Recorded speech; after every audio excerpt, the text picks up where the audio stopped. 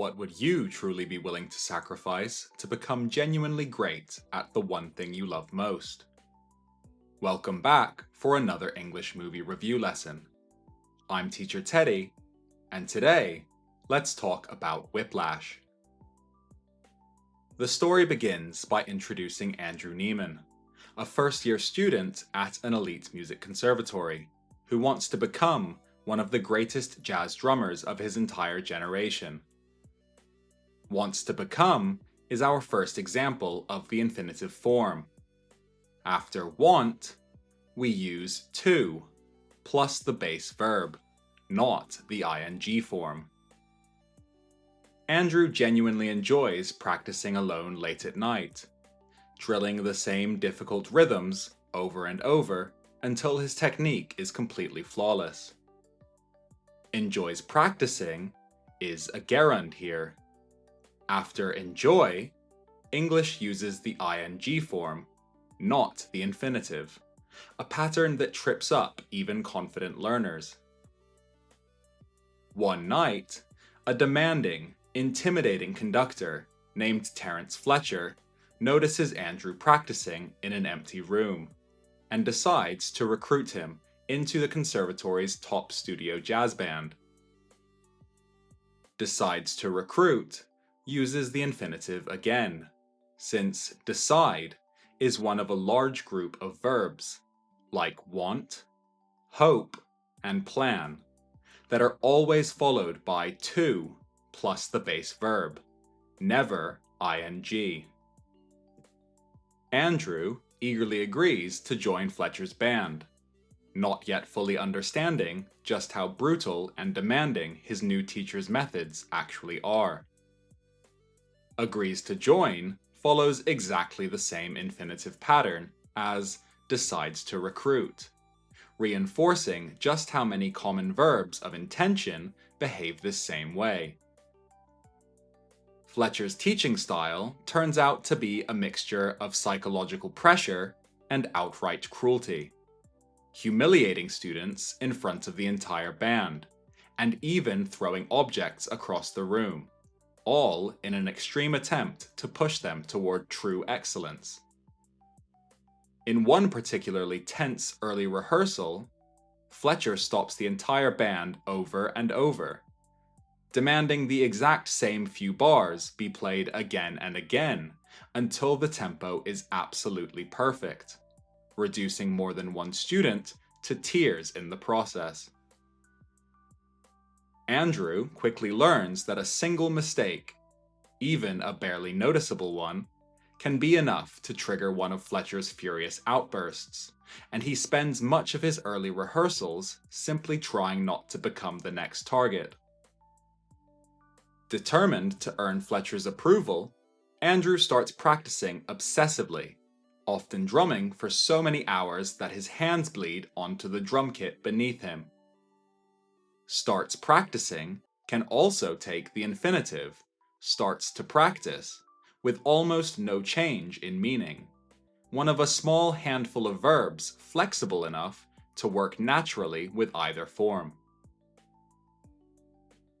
Andrew's obsession with drumming begins pulling him away from everything else in his life, including Nicole, a fellow student he had just begun dating.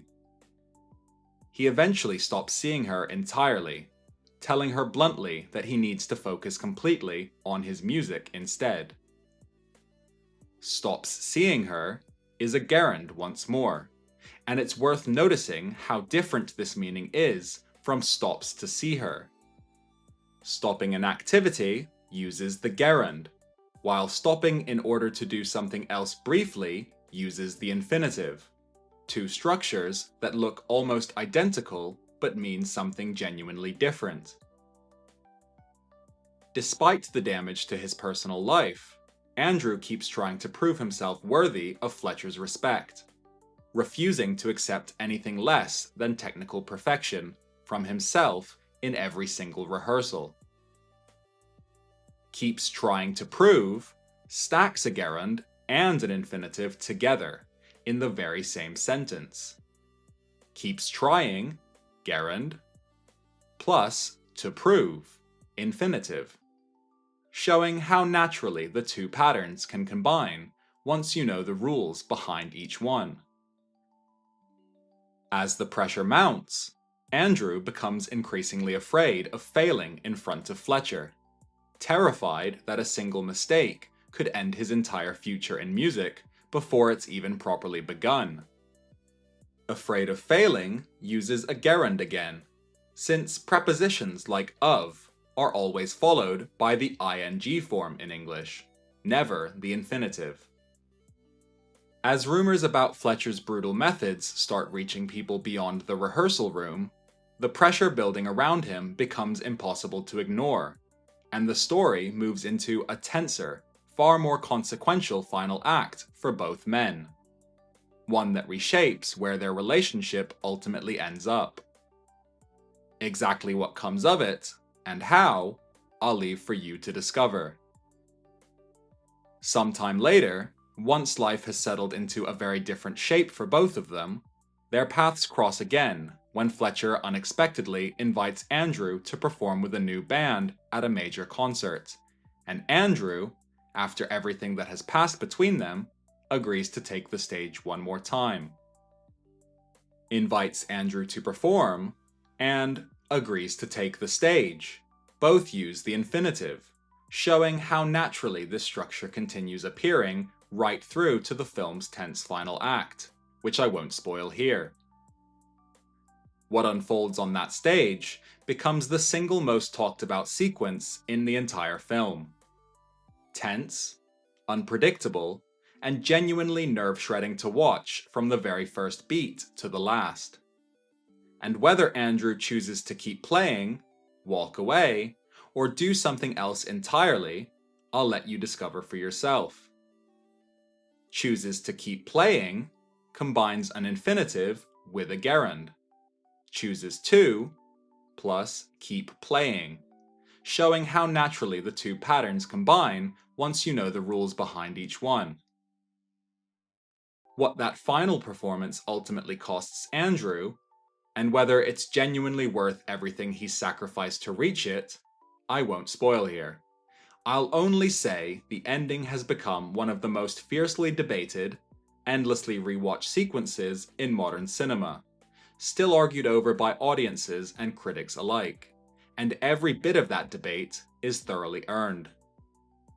Now, let's talk about how this story is told, and the most obvious comparison here is Black Swan, Darren Aronofsky's 2010 psychological drama about a ballet dancer pushed toward complete perfection by an equally punishing mentor.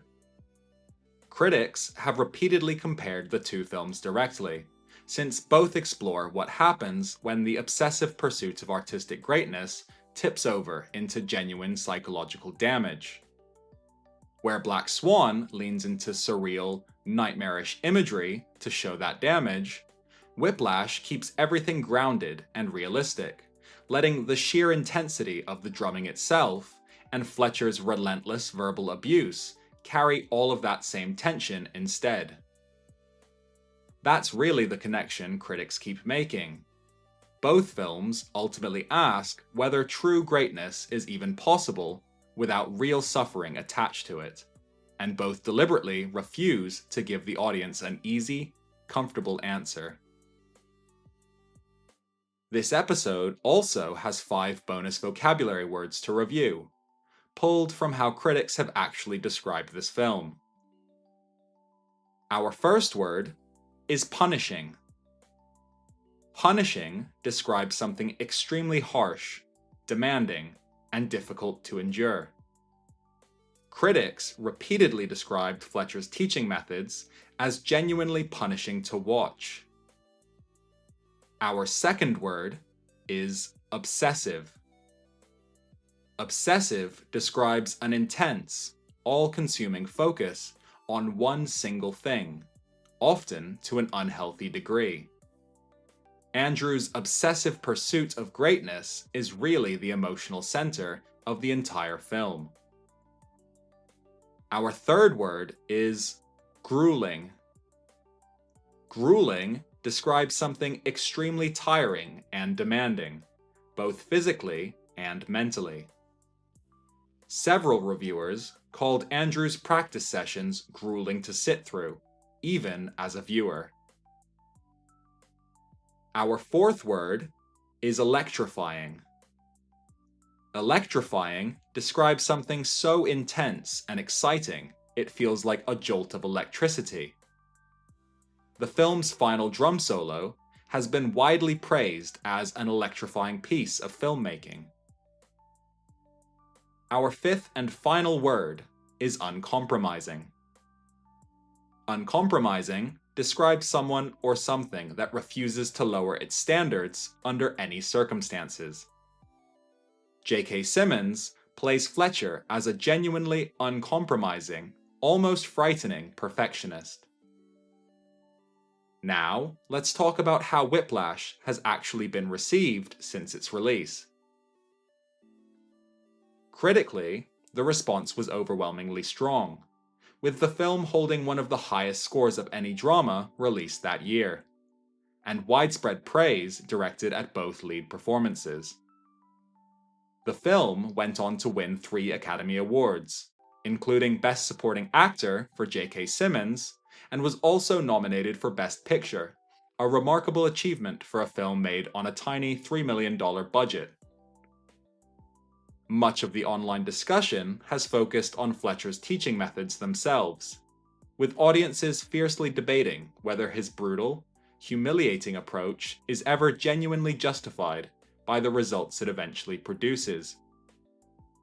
The film's final drumming sequence, in particular, has become one of the most widely discussed and rewatched scenes in modern cinema, frequently cited as one of the most tense, purely thrilling endings of the past decade. Miles Teller reportedly performed a significant amount of the film's drumming himself, which many critics say adds an extra layer of authenticity and physical tension to those already grueling performance scenes. The film was made on an extremely tight budget and schedule, with much of it shot in less than 3 weeks, a fact that surprised many critics once they learned how polished and precisely edited the finished product actually looks. Online, discussion of the film today tends to focus on a few recurring topics: whether true greatness actually requires this level of suffering, how audiences should feel about Fletcher by the film's final scene, and how the film compares to other stories about obsessive artistic ambition. Let's go through gerunds and infinitives from this episode. Some verbs, like want, decide, hope, and plan, are almost always followed by an infinitive, to plus the base verb, as in wants to become, or decides to recruit. Other verbs, like enjoy, keep, avoid, and finish, are almost always followed by a gerund, the ing form, as in enjoys practicing or keeps trying. Verbs like start and begin can often take either form with barely any change in meaning, as in starts practicing or starts to practice. After any preposition, including of, at, and about, always use the gerund, never the infinitive, as in afraid of failing, not afraid of to fail. Watch out for pairs like stop doing and stop to do, which look almost identical but mean genuinely different things. Stopping an activity versus pausing briefly to do something else. Try making 2 sentences about your own goals. One using an infinitive after a verb like want or hope, and one using a gerund after a verb like enjoy or avoid. Let's also go through our 5 bonus vocabulary words from this episode. Punishing. Extremely harsh, demanding, and difficult to endure. His training methods are genuinely punishing. Obsessive. An intense, all-consuming focus on one thing. His pursuit of perfection becomes obsessive. Grueling. Extremely tiring and demanding, physically or mentally. The rehearsals look absolutely grueling. Electrifying. So intense and exciting, it feels like a jolt of electricity. That final scene is genuinely electrifying. Uncompromising. Refusing to lower its standards under any circumstances. He's an uncompromising, almost frightening teacher. Try using one of these 5 words yourself, either to describe this film or another intense, unforgettable drama you know well. So, what's the final verdict on Whiplash? It's a tense, brilliantly performed, genuinely uncomfortable film about the real cost of chasing greatness, anchored by 2 extraordinary performances that fully commit to every single difficult, punishing moment of that pursuit. If you enjoy intense character dramas that don't offer easy answers, and you don't mind a film that leaves you questioning what you just watched long after the credits roll, this is absolutely worth your time. Did you enjoy Whiplash? Let me know in the comments on the video, or get in touch. If this helped you improve your English today, subscribe on YouTube, or follow along on Spotify or Apple Podcasts for more movies reviewed in slow, clear English. Interactive learning materials for this lesson can be found for free on engmoviereviews.com.